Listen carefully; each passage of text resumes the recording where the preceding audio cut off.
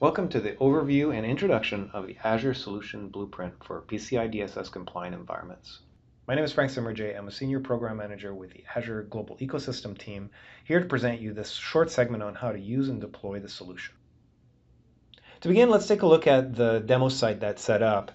It is currently the domain of contosoclinic.com, and here what we're going to take a look at is the current deployment, the active runnable version of this blueprint.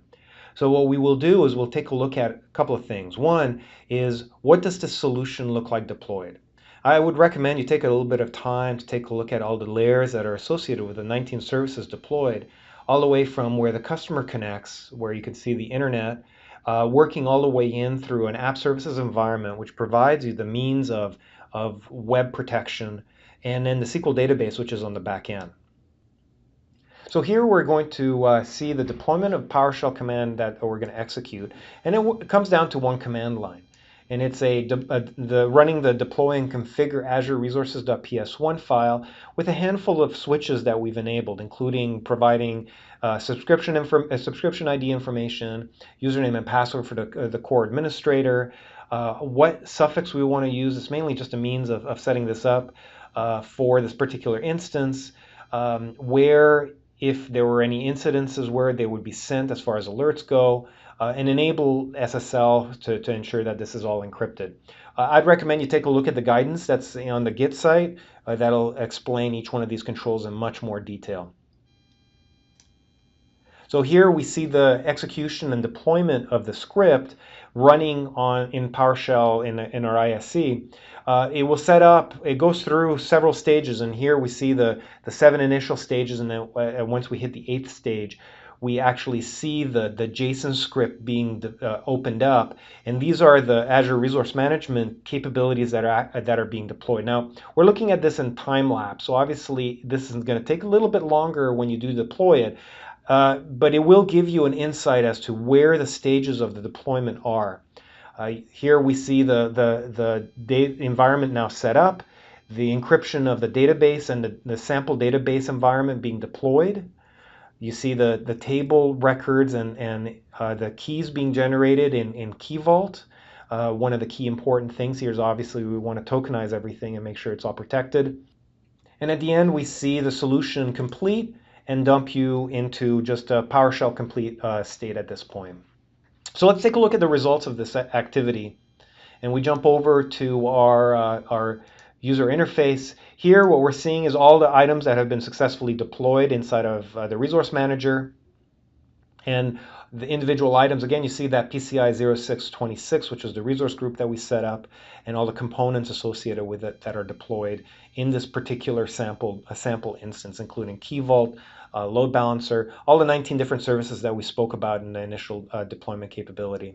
So what does that look like? As we spoke about earlier, you can actually go ahead and create some information, some dummy information. Here we're actually going to go ahead and create this user 1 account, fill in all the fields that are required.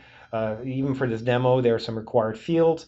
Credit card information provided, that expiry, a CVV, and when we create it, you notice that this registry is encrypted by default. Now let's jump over to the SQL Manager. What we want to illustrate here is that we're going to log in as a SQL administrator and go ahead and pull the information for all the records inside the database with role separation and role-based access management that was enabled. Here, as you see, the SQL administrator being logged in. And when you execute a command, here particularly the command is just a select customer, grab everything. We'll see the results of that. That records are returned, but the data, the credit card information, is still encrypted. We just see system bytes.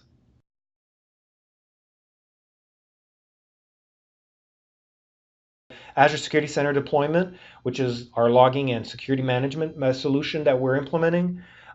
Here we see an alert, particularly during the time of this deployment, a SQL injection attack was executed, and we see the results of the SQL injection against the database, which this alert has identified failed. I mean, that was, again, a key thing of the design of the solution, is to prevent any access of this environment so that these types of attacks would be rebuffed by design. And last thing we do is we jump into the operations suite, take a look at what information is being collected. Likewise, this is something that's configured by the solution. You can take a look at all the transactions that are being received, both in Key Vault and other capabilities. Here we're taking a look at the logs.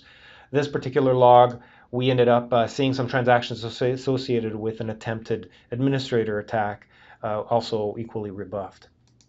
So that pretty much completes this demonstration and hands-on engagement of this deployment that I wanted to share with you. Hopefully this information is useful and will help you understand what the benefits of the solution are, the benefits of the blueprints, and provide you insight into engaging the solution yourself. I would recommend you to read very carefully the instructions on deployment. There is a lot of detail on how you can get started very quickly. Hope this information was useful for you, and thank you for your time.